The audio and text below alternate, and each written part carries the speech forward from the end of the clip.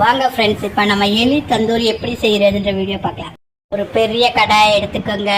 அதுக்குள்ளே நல்லா எலியை க்ளீன் பண்ணி போடுங்க. இப்படி தண்ணியை ஊற்றி நல்லா அலசுங்க. அதுக்கப்புறம் தேவையான பொடியெல்லாம் போடுறாங்க. என்ன பண்ணுறாங்க பாருங்கள். மிளகாத்தூள், மஞ்சத்தூள், மல்லித்தூள், சாஸ் எல்லாத்தையும் போட்டு நல்லா மிக்ஸ் பண்ணுங்க. மிக்ஸ் பண்ணிக்கிட்டே இருங்க. மிக்ஸ் பண்ணிக்கிட்டே இருங்க. அதுக்கப்புறம் ஒரு அடுப்பில் வச்சு நல்லா சுட்டு திருப்பி போட்டு நல்லா சுட்டுடுங்க. நல்லா திருப்பி போடுங்க.